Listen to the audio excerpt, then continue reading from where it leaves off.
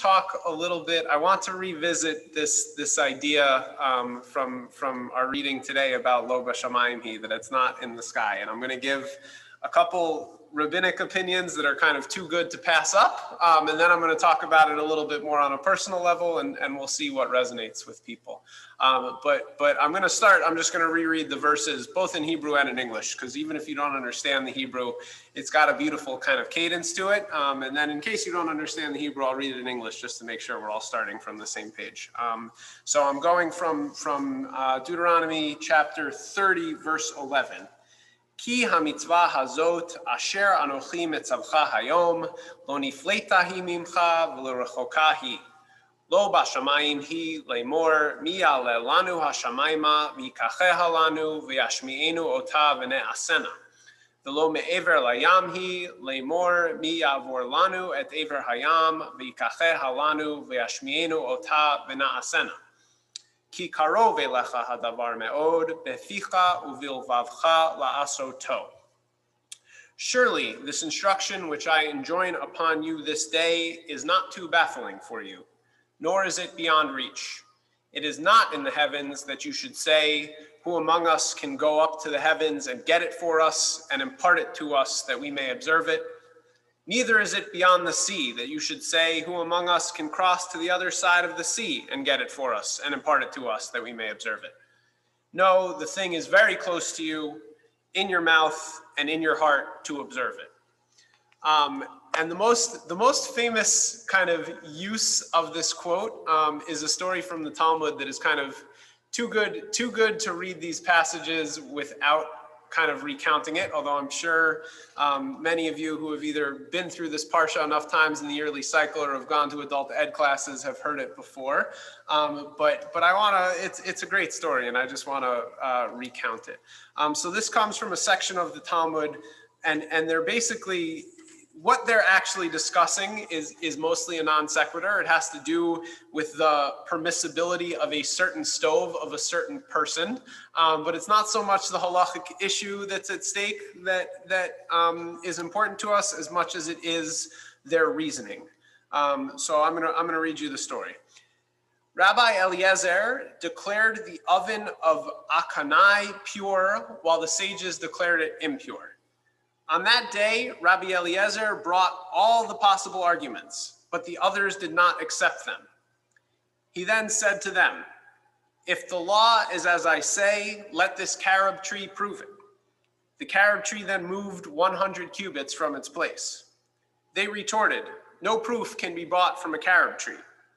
Again he said, if the law is as I say, let the stream of water prove it. The stream of water then flowed backwards. They retorted, no proof can be brought from a stream of water. He then said to them, if the law is as I say, let the walls of the study house prove it. The walls then inclined as if to fall. They remain that way until today. He said to them, if the law is as I say, let heaven itself prove it. A heavenly voice then proclaimed, why do you argue with Rabbi Eliezer? The law always agrees with him. Rabbi Joshua then arose and exclaimed, it is not in the heavens, lo bashamayim hi. The Torah has already been given, so we do not heed a heavenly voice. And so there is this, that's what it meant to them, right? To the great rabbis of the Talmud, it meant to them that Torah was both kind of an absolute and finite thing, but also a deeply personal and infinite thing, right? That there was what had already come from heaven, and that there was this kind of original source material that we elevate and that we treasure and that we, sit around in the Beit Midrash and argue about. But also that Torah was theirs to kind of not do as they wish, but it was theirs to argue about, it was theirs to make new, it was theirs to come to new conclusions and really to develop their own relationship and their own, thoughts and wisdom and development. And then there's one other short interpretation of what this little section kind of implies. It comes from a midrash that's sourced to around the same time as the Talmud. And it says that Moses said to the people, Do not say that another Moses will come and bring us a different Torah from heaven. I tell you now, it is not in the heavens. No part of Torah remains in heaven. And so kind of similar, playing off of that idea, right? That the Torah was given from heaven, that it is this divine and wonderful and lofty thing, but also it's done being in heaven. It's ours now. It's ours. It was the rabbis 2,000 years ago, and it's ours now here today, to parse out and to discuss and to study and to love and to develop our own relationships with. And that there is no more Torah coming from the sky. We can't look up and expect to get another one or a different one or a better one. It's really for us to look from side to side or from box to box on our Zoom screen to really get more Torah. It's not coming from heaven. It's coming from the people around us.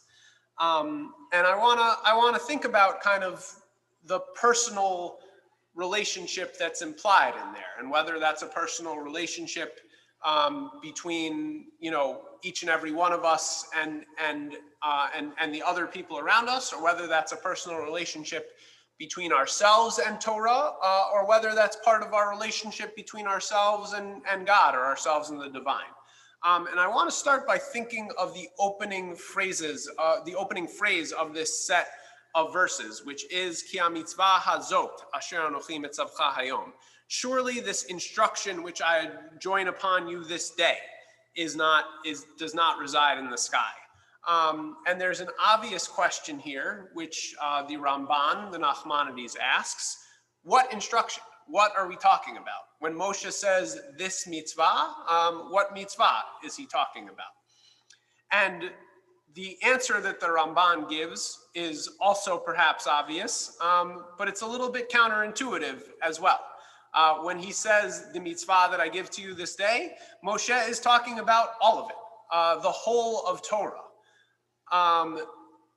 And I think that's a little bit counterintuitive in that a lot of times the whole of Torah, if we take it as this book and it's, hundreds and hundreds of pages, and also all the other books that have been written about it, and they're thousands or hundreds of thousands and millions of pages, sometimes that does seem like it's up in the sky or on the other side of an ocean. Taking that kind of route that we're talking about the whole entire Torah, I don't know if that necessarily makes it more accessible or less accessible. And the Ramban does go on to explain that it should certainly he's talking, I think, about this specific book, the actual 5 books of Moses, the Torah, be accessible to us, and be kind of on our hearts and on our lips and on our minds at all time. But he also goes on to explain that it's no coincidence that this passage comes directly after the passage where it's talking about tshuva, where it's talking about repentance and return. As we've read kind of throughout Deuteronomy, and certainly this morning, both in the Torah reading and in the Haftarah that my sister read so beautifully, there is an expected level of sin and backsliding and not listening to God and exile and punishment. We know that there's a level of inevitability here. We know that it's not all going to be, puppies and rainbows and roses along the way. And sometimes when that happens, when we're forced to kind of stare that suffering in the face, the negative consequences in the face, when we need to stare the exile in the face, I think our relationship with Torah can suffer as well. We might begin to forget what the words say. We might begin to forget the significance of the words. We might begin to feel like they're not meaningful to us, or that we can't connect with them in the way that we want to. And this is really kind of where that door of tshuva, that connection of tshuva, is really so important. The door, and again, this is so relevant over the next couple weeks.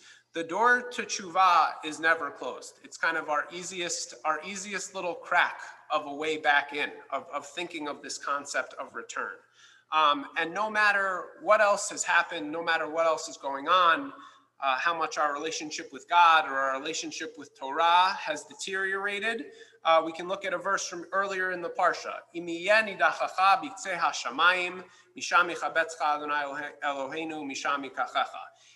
if your outcasts are at the end of the world, from there God will bring them back in. And tshuva is really kind of the nexus to being brought back in that way, and hopefully to gain some new perspective, to revisit these verses and to remember that this is for me, or better yet, that this is up to me. And to think that this isn't in the sky or across the ocean, but this is mine, to really open that door and to figure out how to make my own. And this vague wording about the instruction I set before you, whether it's the whole Torah we're talking about, or whether we're really just talking about tshuva, that needs to always be on our heart and our minds and our lips, at the end of the day, it's one and the same. Because as long as we can manage to kind of hold on to that one thread, as long as we don't completely lose it, as long as we leave that crack in the door open, that's all we need to get to the whole Torah. And that's what I think both the Ramban is getting at in connecting these two passages, and also, what makes this morning's reading really, really so powerful